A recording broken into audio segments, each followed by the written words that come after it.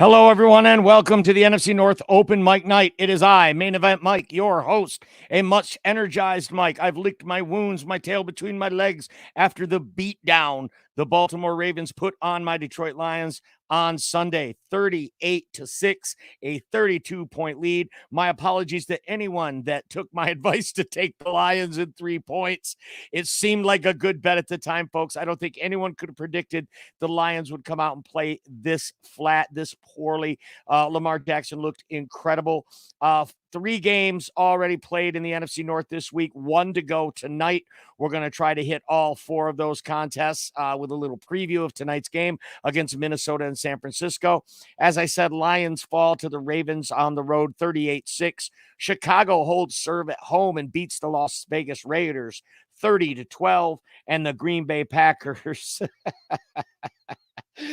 they lose to the Denver Broncos 19-17. It's open mic night, so put your comment in. We will kick it around. We'll try to get some people on here. I have put the links in the comments. If you're watching on Detroit Lions Villain Squad, like it, please. If you're watching on Main Event at Main Event 365 on YouTube, please subscribe to the channel. Like the video that you're watching. We're also broadcasting live into Detroit Lions news podcast, the Hallis Hall Report, and the Detroit Lions main event, of course. Jay Brooks says, Detroit, baby.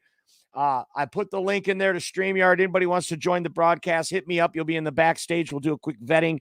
We'll make sure you're not a robot, and we'll let you on the show. And we'll talk about these 4 teams. Since our first commenter says, Jay says, Detroit, baby, let's talk about Detroit. Detroit falls to the Ravens 38-6, and let's put it clearly, folks, it was an ass whooping. The first half, they were all over us. Dan Campbell in his post-game press conference said just as much. Those guys over there beat our ass, he said. Lamar Jackson was incredible, 21 of 27. The guy already throws at a 70% clip just, on a regular week. But this week against the Lions, 21 of 27, you're pushing 80% completion percentage there. 357 yards, 3 touchdowns, and no interceptions. An insane QBR of 155.8. He also had 36 rushing yards. So, I mean, the guy alone is right there over 400 yards from scrimmage he's given your team. The Lions, 3 and out on every offensive series in the first quarter and 1 in the second quarter as well.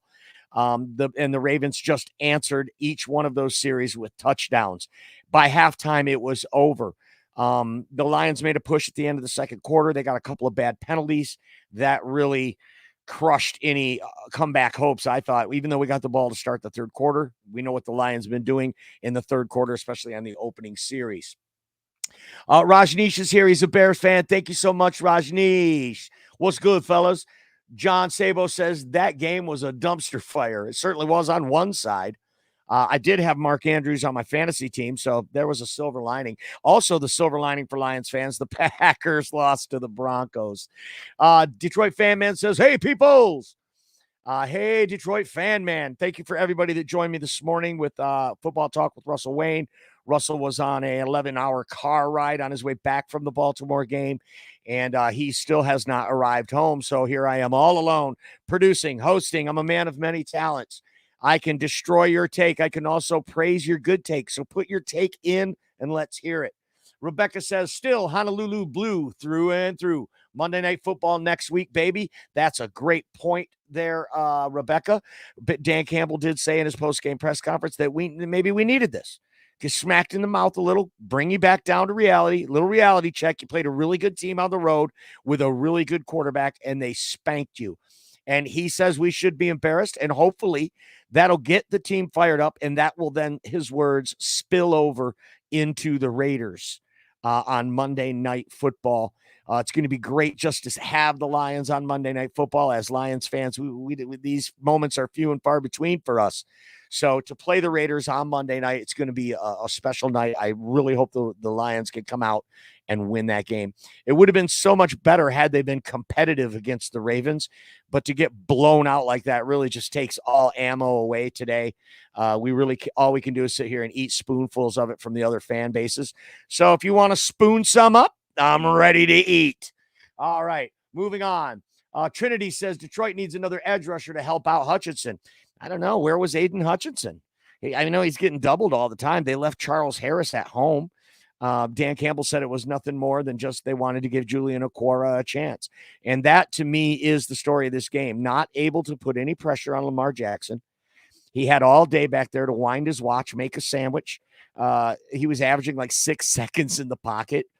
And he's got a great arm. The guy is not a one-trick pony with the legs. The guy can throw. He was uber accurate. He was throwing touch passes. He was throwing lasers. He was throwing nice arcing balls. There was a horrible wind in Baltimore that seemed to knock down all of Jared Goff's passes, but Lamar Jackson didn't have a problem with it. So just a great job all the way around by Baltimore. Everything they did turned to gold yesterday against the Detroit Lions. I don't know if they need another edge rusher or not. They got to get pressure with 4 guys. Very few teams in this league are able to bring the blitz like Minnesota and still somehow get away with it. Not that they really do, but I don't know. We have 8 or 9 guys on that defensive line. They're all interchangeable. We have some good edge rushers. James Houston is hurt. He's a great edge rusher who we don't have in right now.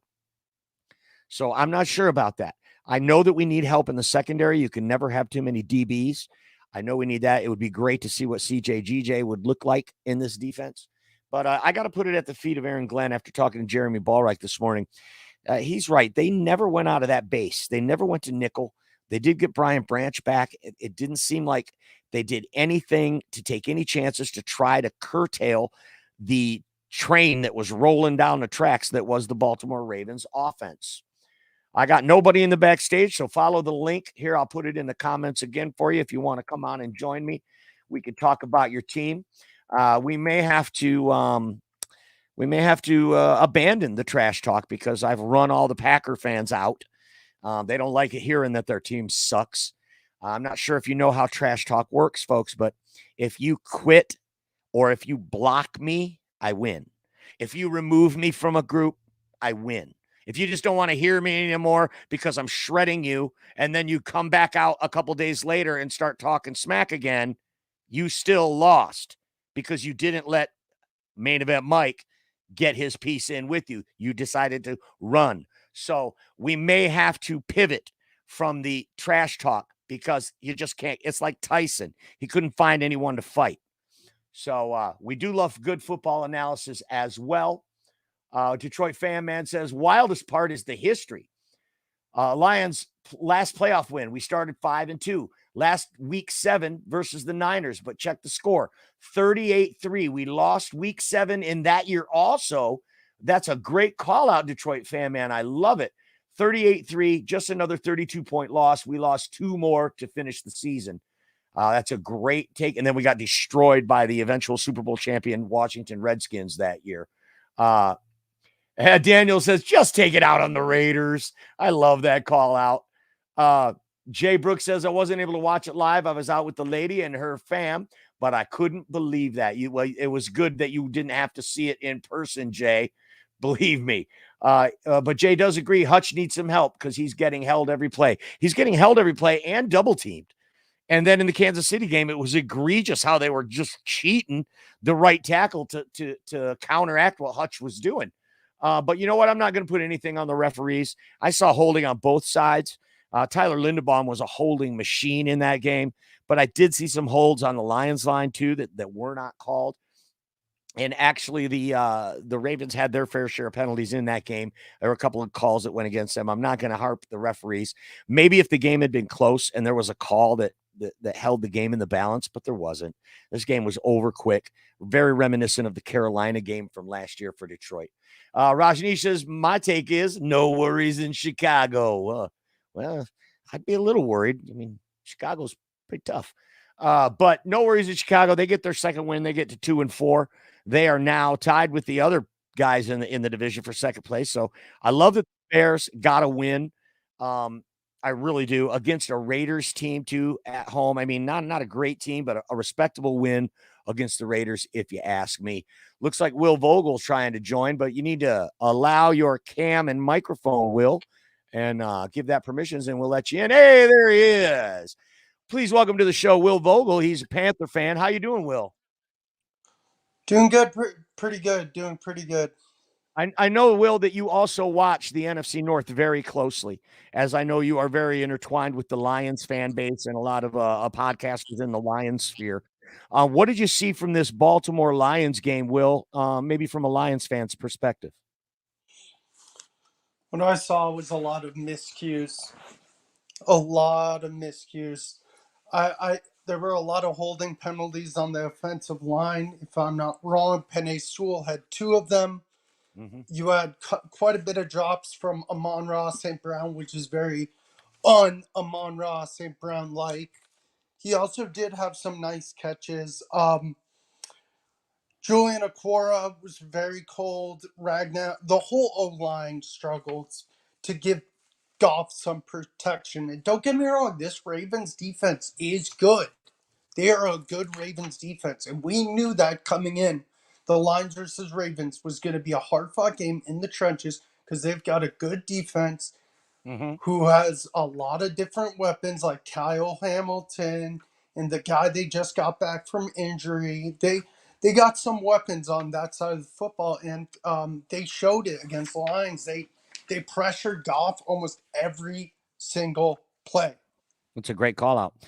The wind was bothering Goff on the throws, but you know what? That, like you said, that Baltimore defense was bothering Goff. Roquan Smith, Patrick Queen. You're right. They've got some studs over there on the defensive side of the ball, and they were getting to us. And it seemed to be everything they did on offense just seemed to work, and everything that we did on offense just did not seem to work. That when something like that happens, it's usually a good indication that the coaching is superior. You're getting out coached. I did notice Hutchinson biting on some play fakes terribly, and totally exposing that whole side of the field by biting on the play fake. He at one point he tackled the ball carrier who had gotten the fake, and a full couple of seconds later, Hutch still thinks he's got the ball. So it was really every misdirection play that Baltimore ran. It seemed that we bit on it. That was a great take, Will. Thank you so much. Anything else about this Lions game that stood out for you? I know that you mentioned Amon-Ra St. Brown dropping a couple, but Amon-Ra actually had a typical Amon-Ra game, right? He had 13 catches for 102 yards. He But you're still right. played well. He just Yeah. missed some of the.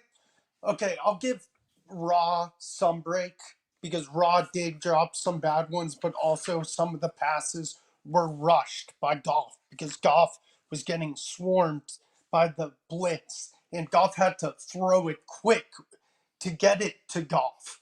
Or I'm sorry, to St. Brown. So some of it's Goff, some of it's St. Brown. Do I expect this to happen again next week? No, I do not. I All right. expect Brown. I expect this team to turn the amp all the way to 10 and say, hey, we just lost to a good team where we should have contended at least. And this is a wake up call. We need to smell the coffee. We aren't there yet. Take it game by game. We can't say, oh, yeah, we're tied with the best NFC record with the Niners and the Eagles. But you know what? This is going to turn that defense and offense around because they're going to play on Monday night. They're playing against a really poor Raiders team, and Dan Campbell is going to be hounding at them at practice saying, hey, you dropped that ball in a game again. I better not see it in practice this week. Right. And so I like that take, Will. Saying the Lions are going to take this as motivation, turn the amp up to 10. But this one goes to 11.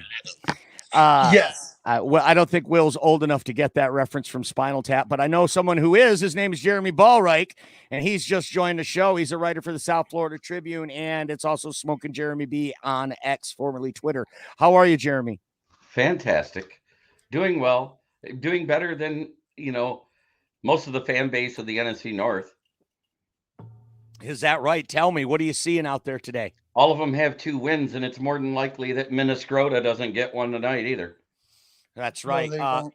I like it. And you know what? Let's transition to that real quick since there aren't any Packer fans left anyway. Let's talk about San Francisco at Minnesota. It's San Francisco -7. First, I want to get real quick from both of you. We'll start with you, Jeremy. Your pick, San Francisco -7. You like Frisco and laying the points, or you want to take Minnesota and the points here? In a way, I kind of like Minnesota and the points without Debo Samuel and with a hampered Christian McCaffrey who may not play. It, yeah, you just heard mini scrotum. Yes, I did say that. Mini scrotum.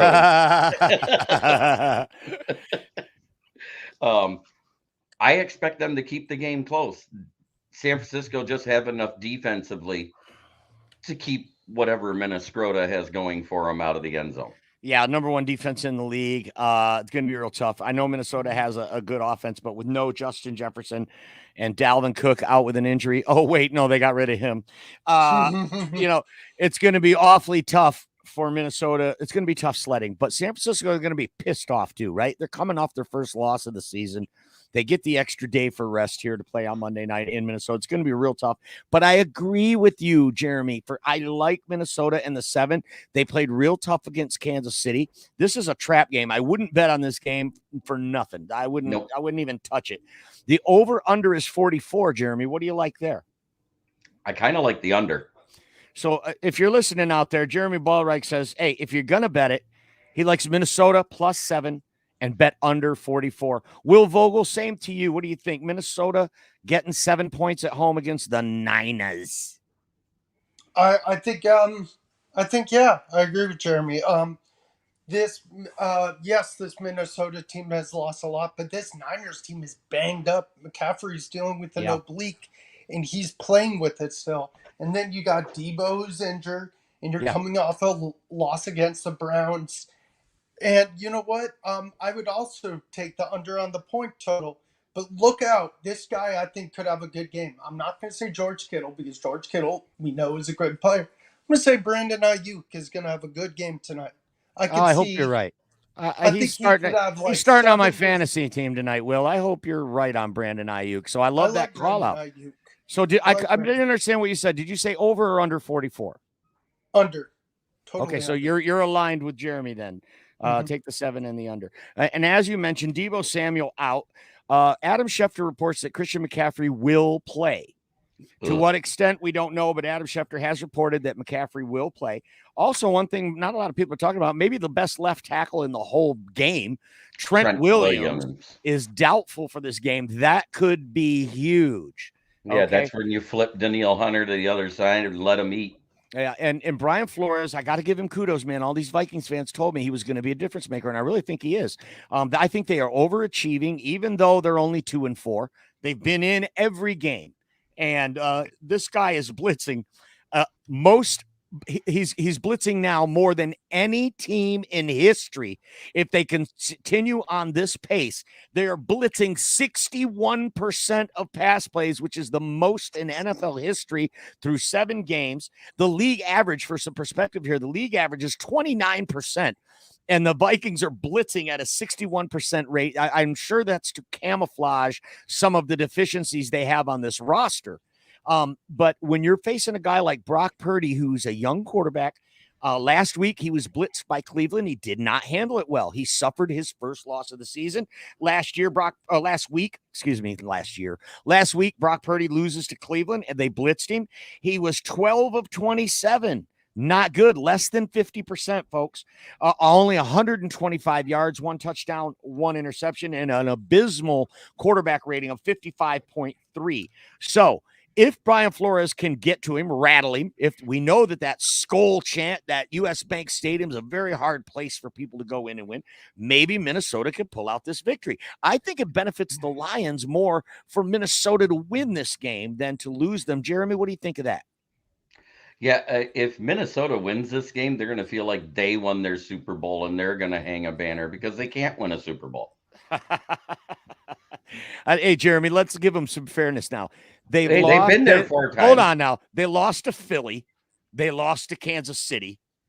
Now, if they lose to the Niners, is there really any shame of Minnesota losing to those 3 teams? They had a brutal schedule. This is the price you pay when you win the division. The next year, your schedule's brutal. Right. And no, there is nothing really to be upset about as a fan, especially if you want to rebuild this team the proper way, which is letting everybody go next season and starting over with rookies and having a second bad season in a row. Yeah, and they are. It looks like a lot of these Viking fans are ready to get rid of Kirk Cousins. I don't understand it. They should have extended this guy. He's a franchise quarterback. He's an efficient quarterback, the nicest guy you'll ever meet.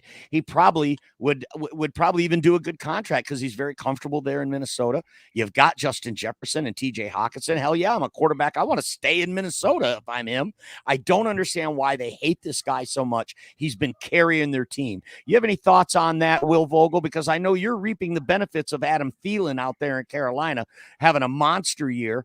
Maybe the Vikings should have held on to that guy, right? Dalvin Cook, Adam Thielen. Can you imagine how much better this team would be? I know Adam Thielen would have played for the league minimum probably. He's close to retirement. He knew he had a couple years left. He wanted to stay in Minnesota, yet they ran him out. Any thoughts on that, Will?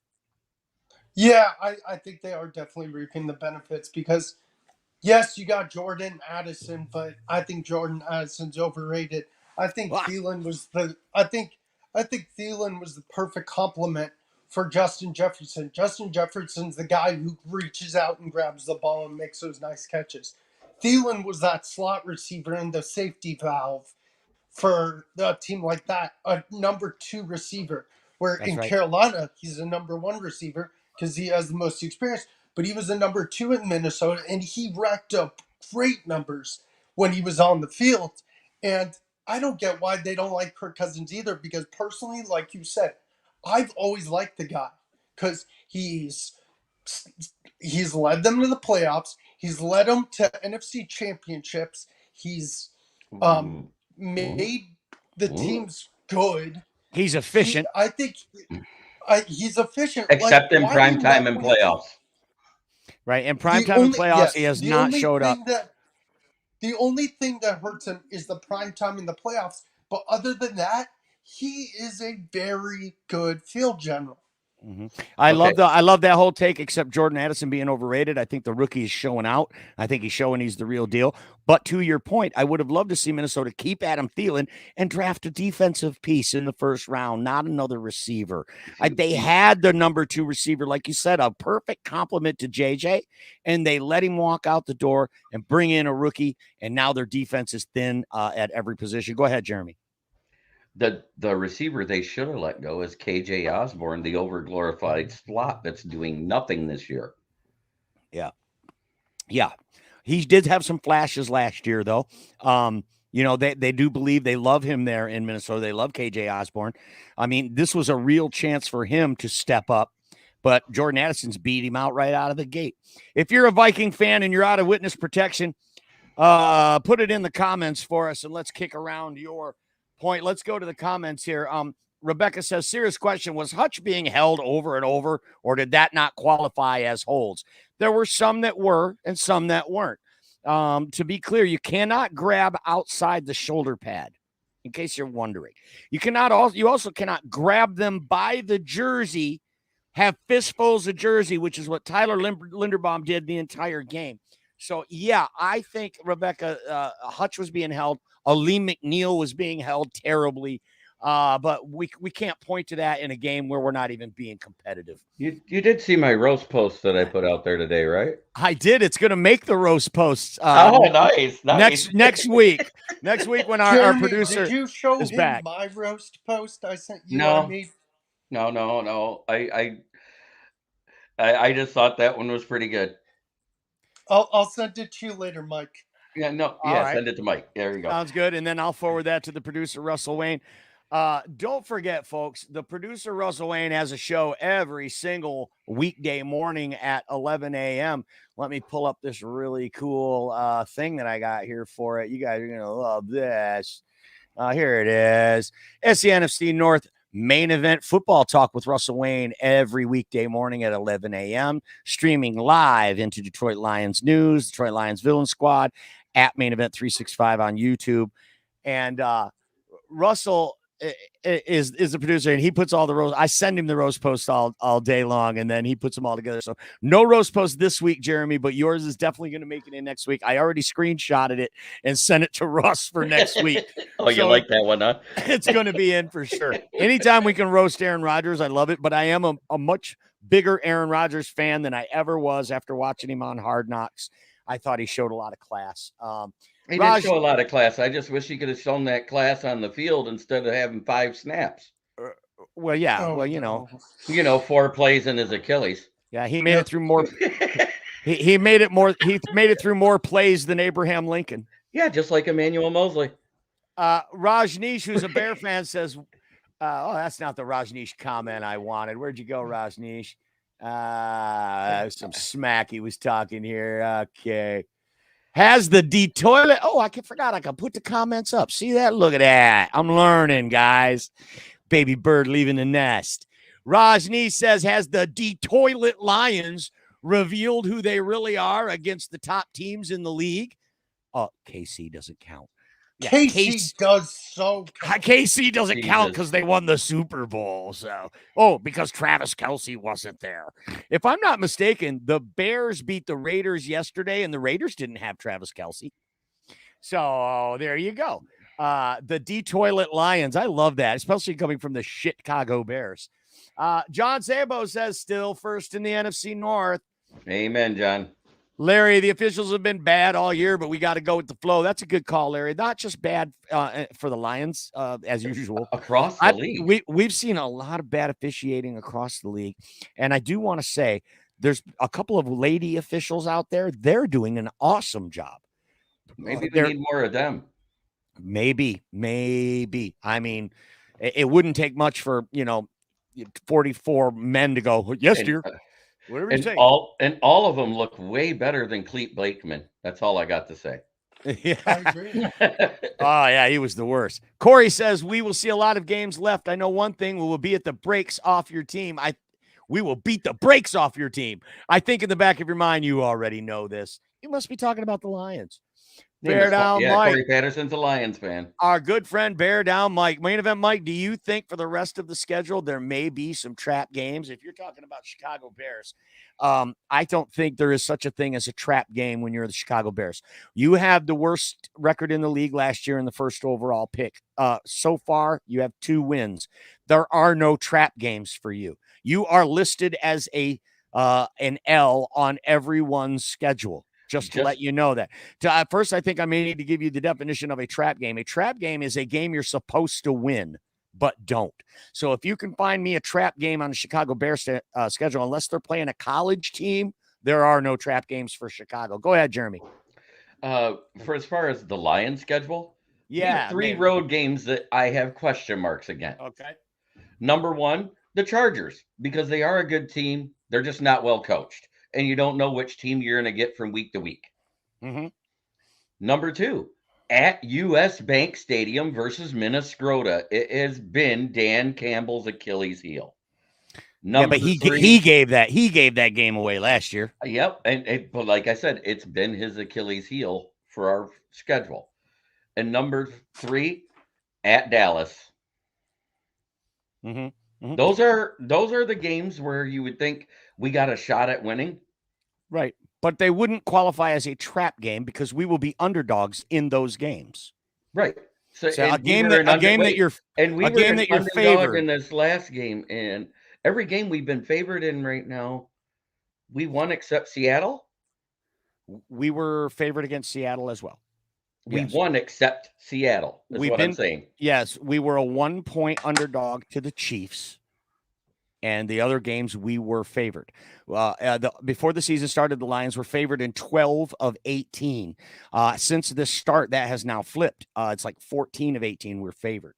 So, but that still wouldn't constitute a trap game, though, right, Jeremy? Right. No, that's what I'm saying. Because it's not really a trap game. I'm saying they're games that people are going to think we should win, except for the Dallas game, of course, because they've got that vaunted defense that let Cardinals beat them. But anyways, right. I mean, who would you rather be beat by? The Arizona Cardinals, the Denver Broncos, or the New England Patriots? Or would you rather be beat by the Baltimore Ravens and the Seattle Seahawks? It doesn't matter. An L's an L. That's a hypothetical. I know it's it may be a hypothetical, but who would you rather lose to? The bottom feeders or those 2 teams? I think it would come down more to I'd rather lose to an AFC team. Right. If you're going to take an L, Let's make it from a meaningless AFC team that's not going to have any ramifications down the road. I'm starting to get behind on all these comments. I don't know how you do it, Russ. Detroit Fan Man says, never a great sign when Goff attempts 53 passes in a single game. Hope that's the highest number we ever see from him. Gosh, I know that's right. Hutch needs help. I definitely seen with my own eyes. Bugs takes plays off. Oh, there's a good call out. What do you see on that, Jeremy? Well, half of those plays that everybody thought he was taking off, he was being held by Linderbaum. So that's almost a bad take. Detroit Fan Man talking back to Bear Down Mike says, depends on how you define trap games. Only 2 of the final 10 games we play against teams with a winning record. The whole thing feels like a trap. Yes. What? Hutchinson needs help. Russell said the D-Toilet Lions have the best defensive line and depth in the division. Yes. Unequivocally, inarguably, the best defensive line and depth. I mean, the Packers line with Preston Smith and those guys and Rashawn Gary, they're a formidable group, but I think we saw in the last game that our offensive line neutralizes those guys. We got the best D-line and the best depth. I will definitely defend Russ to the end on that one. Somebody loves your choice of words here, Jeremy. Minnesota. Bear Down Mike says, Bears are on the up and up. Defense is playing great. I like our chances against you guys. Against me and Jeremy and Will, I like your chances too. Right. Oh, you don't possibly mean the line. Oh, you mean playing against the University of Michigan? Yeah, okay, yeah. I can see that. Corey says, if the defense plays like that and Goff plays the way he did, every game is a trap game. No, and that's just such a great point there. The way the defense played in the last few games is what won those games for us. We came out swarming. I mean, when we were in Lambeau, Packers didn't have a chance in that first half. We were just all over them. Same thing against Atlanta. Same thing against Tampa. That was a real tough, hard-fought game. I was thinking about that today after the morning show. Maybe that's what happened to the Lions, too, is they expended a lot of energy in Tampa to win that game. They laid it all out there to win, and they just needed some more rest. I don't know. We are a relatively young team as well. Moving on. Tyson Bagent, the man for Chicago. Let's talk about this Chicago win for a minute. Chicago Bears beat the Las Vegas Raiders 30-12. Tyson Bagent in his first NFL start gets the win. And here's your numbers. He was 21 of 29. Jeremy, that's a pretty good percentage, right? Sure. Yes, sir. That's fantastic for any quarterback, let alone a rookie. 21 of 29, 162 yards, 97.2 passer rating, and 1 touchdown and 0 interceptions. The real story here was the turnovers. The Chicago Bears able to get 3 turnovers and convert those into points. They were able to run the ball. They had 173 yards of total rushing. They beat the Raiders with their second and third string quarterback in, no Jimmy Garoppolo. They're able to stop the run. The Raiders only get 39 rushing yards. Hey, Will, did you get a chance to peek in on this game at all? Chicago and the Raiders. Anything to add here?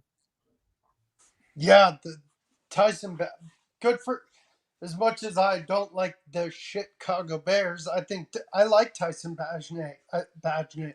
He's a good young quarterback. Do I think he could be like a Brock Purdy and go on a run?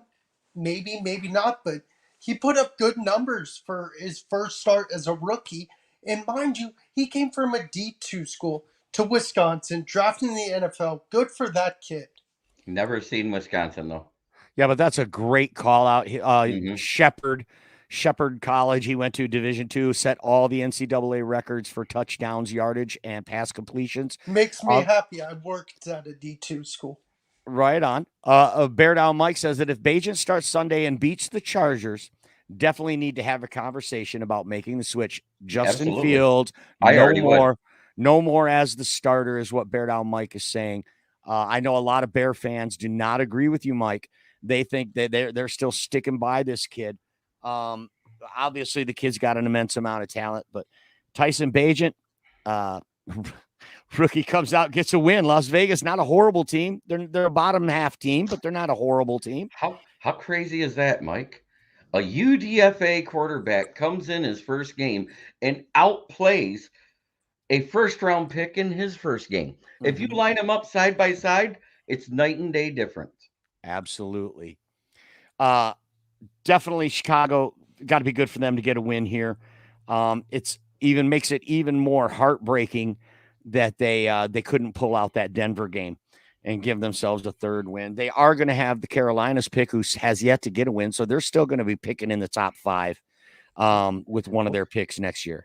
Wow, what is it about NFC North teams making Russell Wilson look relevant again? Yeah, no kidding. First it was the Bears, now it's the Packers. Now we're just waiting for the Right. Vikings. The AFC West and the NFC South was our schedule matchup this year, and we are running through the NFC South, and the AFC West is running through Chicago. But Like they, Taco Bell. yeah. But hey, they got to win here. They got to win here against the Raiders. And now the Lions get ready, and the Raiders team's going to be demoralized, humiliated, and they're going to come in on Monday night and give the Lions all they can handle, I am sure. Let's go back to these comments right here. Let's be honest. Do you think your defense can stop Herbert and Keenan Allen? Talking about the Bears. Well, I don't know. Minnesota almost did. They had, but those guys play on my fantasy team, so I'm jaded. Just a quick question: what starting quarterback since 2020 has the most losses on his record with his team? Would that be Justin Herbert? That would be Justin Herbert with 28. And $158 million contract with a 500 record as a starter. Yep. But you know what, Jeremy? That's kind of a cherry-picked stat, because if you look at his completion percentage and you look at his average target, he's among the league leaders. He's a phenomenal young quarterback. I don't guess who cherry-picked that stat. It wasn't me. It was CBS Sports. They posted a meme about it. Okay, that may be. But when we're starting to compare Justin Fields, Tyson Bagent to Justin Herbert, we're starting to no. We're crossing the line. You got to admit, Justin Herbert's a top 5 quarterback in this league. Wait. I'm talking about active players that started in 2020. Fields is not in that group. Fields has lost more games than Justin Herbert. Okay. I get what you're saying now. All right.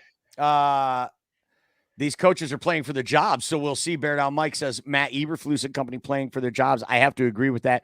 Ryan Poles is sitting there with his finger on the button, and he is waiting for those guys to falter. As long as they keep winning, they're going to delay that. So I think that's a great call out. Okay, Rajneesh talking to another Bear fan. They're going derp, derp, derpity derp, derp, derp, derp, derp, derp, derp, derp, derp. They got the win, Jay. That was. I'm sorry, Bear fans. That was me being main event. Mike reared his ugly head for a minute. Sorry about that. It's okay. No, this is the show to do that. Bear Down Mike feels pretty confident that the Bears are going to be able to stop the Chargers. So they're going back and forth here. I'm just going to leave that conversation alone. Corey, Rajneesh, and Bear Down Mike, they are all going at it here in the comments. Staley loses the game. I think that this is where Ben Johnson would be going if I'm Ben Johnson, right? Next year, Brandon Staley's got to be gone. I don't give a crap what they do from here. This guy's lost his job. I think Josh McDaniels needs to go as well. These are two guys I think we're going to see gone next year in the AFC West. They're going to be clamoring for Ben Johnson and his gigantic brain to come to the AFC West to battle Andy Reid and Patrick Mahomes. They're going to give him a bag and a Brinks truck to come out there, and I don't think he's going to be able to say no. You heard it here first, folks. I say Ben Johnson will be the head coach of the Chargers in 2024. Bear Down Mike says, of course we stopped Josh Jacobs leading rushing last season. Stop Devontae Adams. No TDs. We can definitely stop Chargers weapons. That's a stretch. Wow. Those two things are not mutually exclusive. Brian Hoyer and Aiden O'Connell is not Justin Herbert and Keenan Allen. True that. I love this question from James O'Brien. We'll kick this one over to you first. James says, what do you think is the biggest weakness on the Lions? Well, where's the chink in the armor here, Will?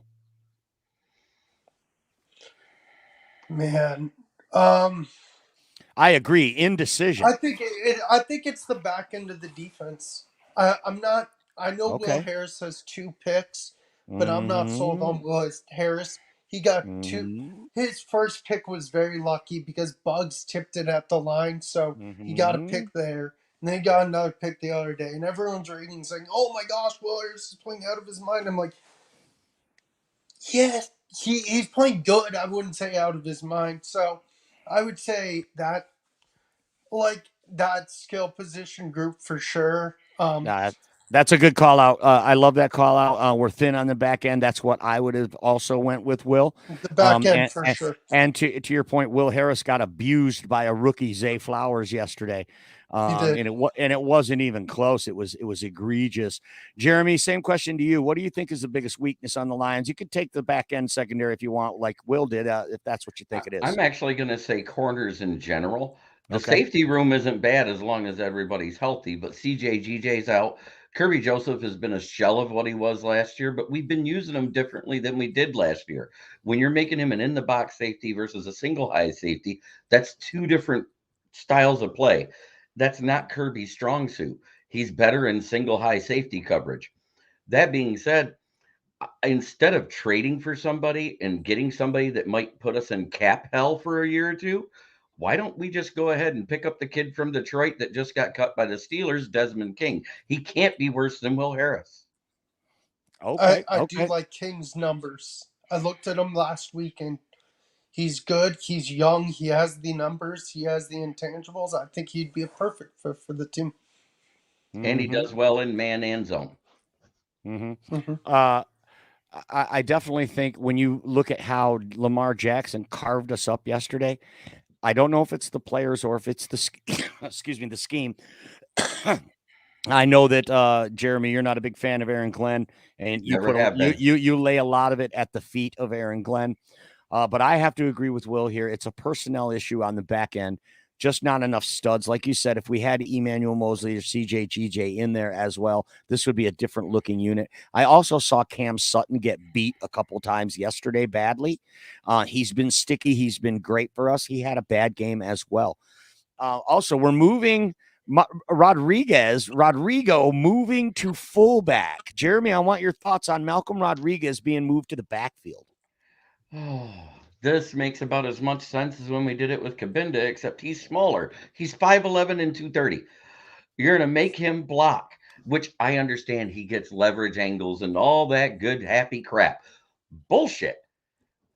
There's a free agent out there that was cut on my birthday that I'm pounding the table for. Xander Horvath out of Purdue, pro comp of Mike Allstott, 6'3", 240 pounds, runs a 4.5 40. Get me a fullback, a real fullback. Okay, first of all, Jeremy, you rarely ever see a fullback 6'2" or 6'3". He's the perfect size for a fullback. 5'11", 230. Perfect. Ironhead Hayward, 5'10", 240. So, yeah, I love this move. He's athletic. He's gritty. He's not afraid of anything. He's a special team star now, by the way. He's trying to get on the field any way he can. I love this call. I love this call with the absence of Jason Cabindo. Why do you want to take up another roster spot when you got a guy sitting there already that you can plug and play? He's sitting on the bench most of the defense because Jack Campbell's a stud in the making. Derek Barnes having the best season of his career, and so is Alex Anzalone. So, I mean, the guy wants to get on the field. I'm sure he said, yes, sir, whatever you need me to do, because that's what Rodrigo is like. Will, what do you think of this? Malcolm Rodriguez moving to fullback. You know what? The fullback's readily utilized besides you got Patrick Ricard and Kyle Juszczyk. So we'll see how it works. Maybe it'll work well. Maybe the Lions will incorporate it somehow into the offense and do some fun plays with it. But I do agree. I love seeing Malcolm say, hey, I'll do whatever you want, sir. I'm here for a reason. I can do whatever you want whenever you need it. But I do also like the guy Jeremy mentioned because he is a stud.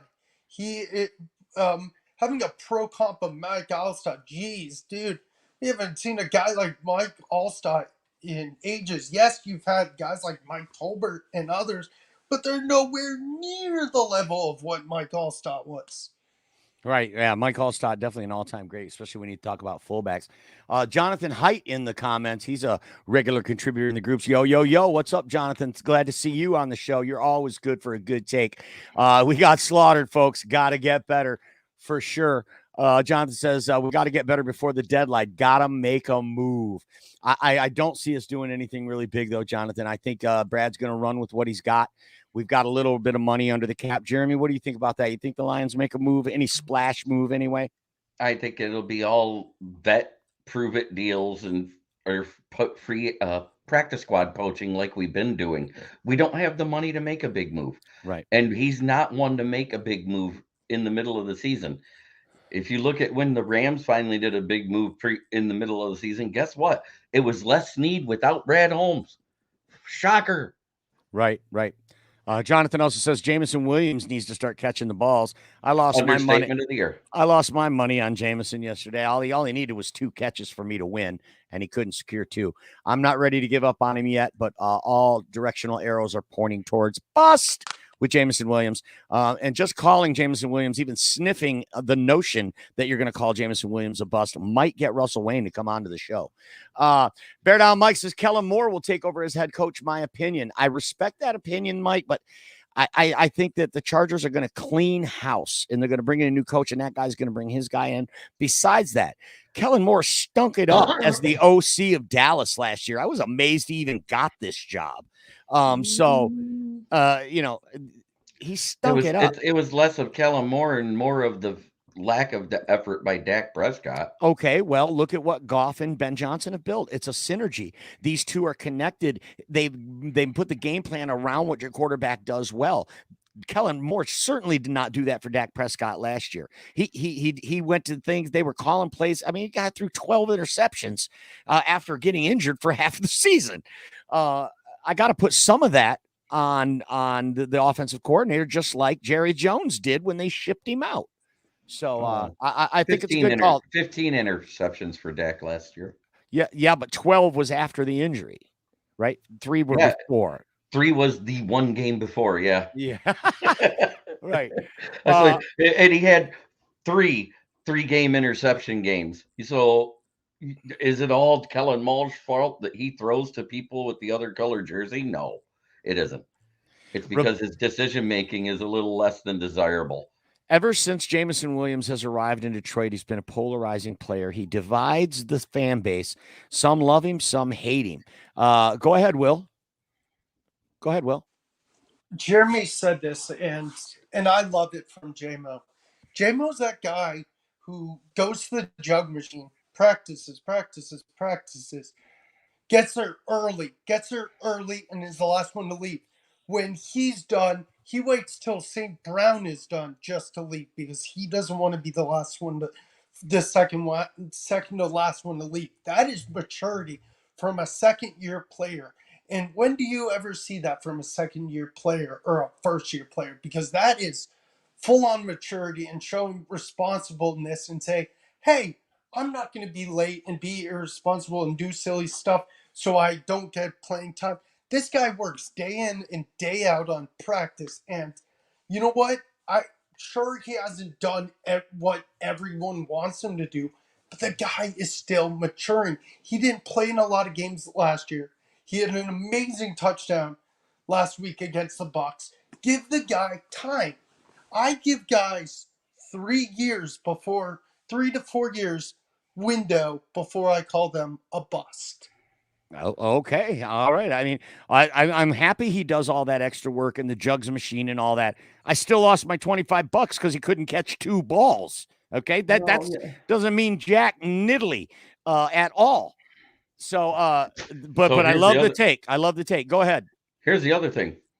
I don't think JMO likes losing. He played at Alabama, played well there. He played well when he came into the Minnesota game when we had a lead, when he got the touchdown there. He played well while we were beating the snot out of Tampa and made that big catch there. This game we're behind. It looks bad. He gets open on the left hash, have the ball hit him in the hands. I don't care if you're diving. It hits you in the hands. That's your fucking job. Right. And you said something this morning that you saw him take some plays off. Yeah. He quit on 2 routes. Yeah. He was only targeted 5 times, 2 drops. 1 was uncatchable. And then he quit on the other 2 routes. He's had a rocky start to his career. I mean, everything from gambling to lighting off fireworks on 4th of July and all that. So lighting off fireworks on 4th of July. 99.9% of America does that. I don't give two fucks about it. all right. Well, to Will's point, though, maybe you give the guy a little bit of time, but Will, that's what you say about a back end first round draft pick. That's what you say about Christian Watson in the second round. You don't say that about a guy you move up 20 spots to get at number 12. That's a guy that should be producing right now. Every time he gets on the field, we should be seeing a return on that investment, and that's what's dividing this fan base. We'd like to welcome to the show a Bears fan. He's our good buddy, Woody. Hi, everybody. Hey, Woody. Hi, You're the Woody. What do you think of Secret Bajan Man now? Yeah. What? Jeremy has a show where he asks the questions. You guys can tune into that show anytime you like. But right now, I'm going to ask the questions. What'd you think of Bajan? Hey, he managed the game, but it's not really he did anything. He didn't throw downfield. And I think it was more our defense that pulled through. Right on. I mean, Jalen Johnson, 2 interceptions, 1 pick six. It just seemed like these receivers were getting open more than if Fields was in. He was spreading the ball around. Unfortunately, Kmet, didn't really do anything. Tanyan had, I think, a catch or two, but even though National Tight Ends Day yesterday. But I'm still thinking Fields is our quarterback, and he's hopefully, Bajan, he can come through the next couple of days or a couple of weeks. Next week we got the Chargers. One that gave Kansas City all they can handle yesterday. It's going to be tough. National Tight Ends Day, huh? Absolutely, sir. You didn't know that? Oh, I did. I celebrated. I just didn't know it was related to football. Yeah, Laporta. Anyway. Well, hey, Laporta had it all over his jersey yesterday. So, Woody, so I know that you've never been a big Justin Fields fan from the beginning. You're one of the very few exceptions for the Chicago Bear fans base that is not suffering from Stockholm syndrome with this guy. Are you ready to get off the train now, or would a good performance in San Diego make or break it for you? Well, like I said, Fields is out for the next 2-3 weeks. He might come back next week. We doubt it. I want to see how he does after he comes back from his injury. Doctor says his grip is getting better. But if he comes out, after his injury and takes a shit, I'm done. Even if Bagent wins the next 2 weeks, you would be in favor of putting Bagent back on the bench for Justin. Absolutely. That's how football works. That is true. You're not supposed to lose your job because of injury. Absolutely. But I think there is an exception to every rule. And if you can't throw the ball accurately, that would also be a reason to lose your job. So, I mean, doesn't maybe this one fall outside of that? I don't like it's like Justin Fields. He had a good game, against Denver, even though our defense blew that. And then we go out and beat Washington. He had 3 touchdown passes each game. But the thing that scared me is when we went home against Minnesota, he did shit during the first half, got injured in the third, and, Bagent came in, he got those 2 turnovers, and I'm not off the wagon yet, but like I said, I want to see how he does when he comes back from injury. Right on. So next week, who do you guys got next week, Woody? We have the Los Angeles Chargers. Right. We just got done talking about that. And you got to go out west to play them. Yep, and Khalil Mack is going to be hungry. That is going to be a tough one for you guys. Absolutely. I believe that's going to be a tough one for the Lions as well. Anytime we go out to the West Coast, we never play well out there, it seems like. It's going to be a tough win. Chargers taking some tough losses these days. They're going to be looking to beat up on the NFC North any chance that they get. What do you, Jeremy? I want to ask you, what do you think? Bears, Chargers. You like the Bears' chances out there, or no? They're going to get pummeled. Come on, Jeremy. I don't know which Chargers team is going to show up. Right. If the Chargers team that failed versus Denver shows up, they got a shot. Right. The one that eked out a victory over Minnesota. Or the one that eked out a victory over Minnesota. You almost said venereal. The difference between those two teams is that we've been getting there, but we haven't been getting in the quarterback. Herbert will throw all over us. Keenan Allen, he's going to be, yeah. If we don't get to Herbert, we're screwed. Okay. All right. The pass rush is going to be key, according to Woody. Absolutely. Let's go back to these comments. Rebecca says, kind of wish people would get off the JMO train. Look at Gibbs being a strong rookie. That's what we wanted from JMO, but he can't catch the ball for real. Yeah, well, I mean, so you say get off the JMO train, you mean give up on him, Rebecca. That's a tough one. I don't see that one happening. Gavis Concon says, yep, and fire that 21 Tracy Walker. What a shitty game he played. Jeremy, you want to comment on that comment? He's not wrong. Tracy Walker has been dog shit in coverage. Other than the couple games he's been in where he dropped interceptions, he's covered the wrong guys. When he doubles up, he picks the wrong receiver and leaves one open, a la the Christian Watson's only touchdown this season. What can I say? I mean, even on the 2-point play, instead of covering Dobbs, he ran over to Watson, and there was a safety already on that side of the field. He didn't need to be there. Mm-hmm. Gaviscon says, I think Alex gets a little too much responsibility in the middle for his ability. I'd rather see Jack Campbell in the middle. And I like that take. I like where you're going there, but these coaches love the way Alex Anzalone runs the defense. They love the way he does it. He was with Aaron Glenn in New Orleans. He knows all the terminology inside and out, and he's very helpful to the young players on the defense. I don't think that's going anywhere anytime soon. You're talking about a top 20 ranked linebacker in the NFL right now, whereas Derek Barnes last week was our lowest graded linebacker. Right, so, that's a good one. That's a good call out. Did I cut you off? I'm sorry. No. Oh, good. I was reading the comment. Yeah. Khalif is kicking ass. Khalif Raymond is kicking ass. It's one of Russell Wayne's favorite players. Yep. Let's talk about him. He's one of those players that'll always come through.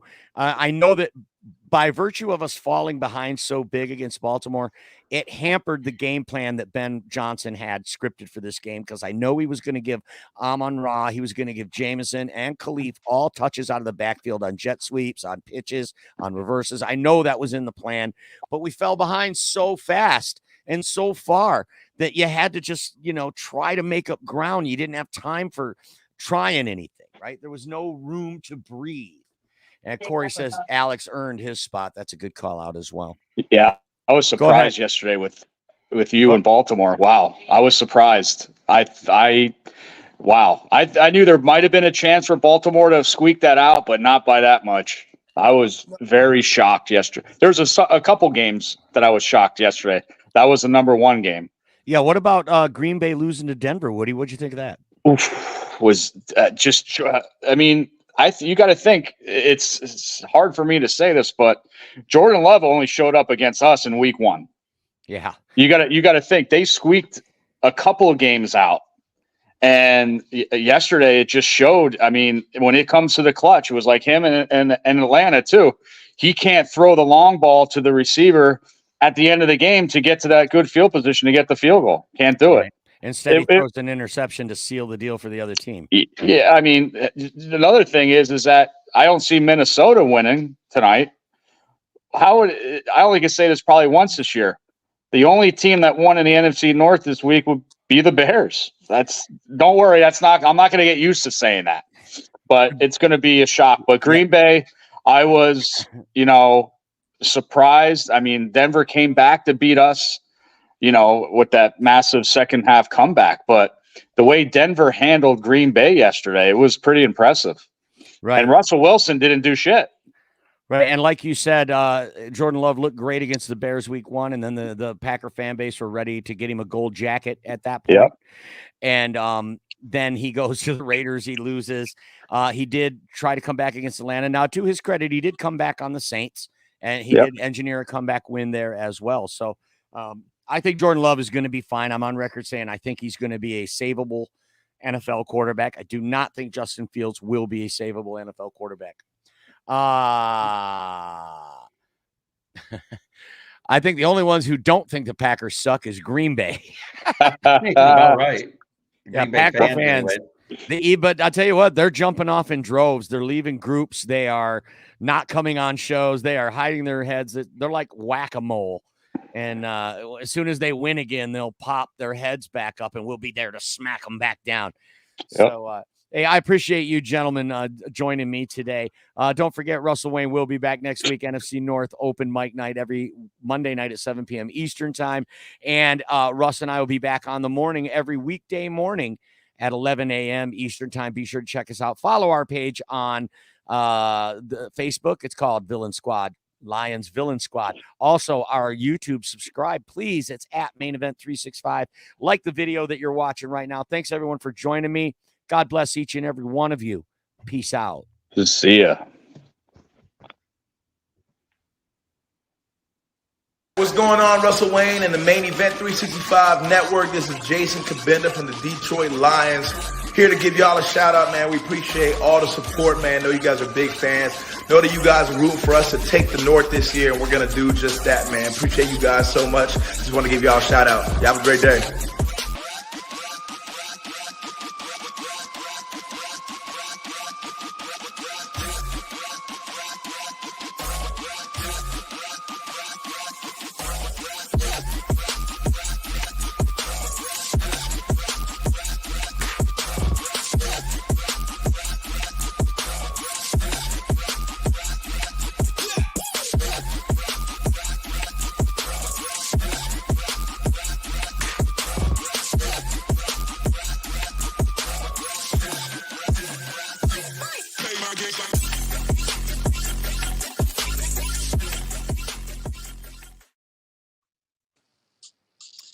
All right.